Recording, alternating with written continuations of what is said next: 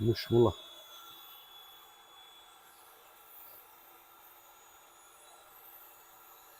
Bu nasıl şimdi böyle şeydir biliyor musun? Eşki ağza bak.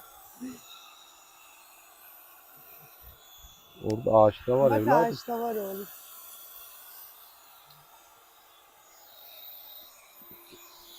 Bak dolu.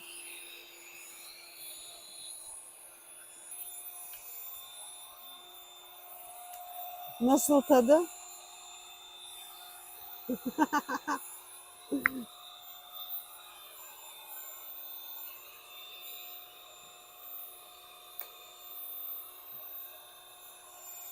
Fevkalade.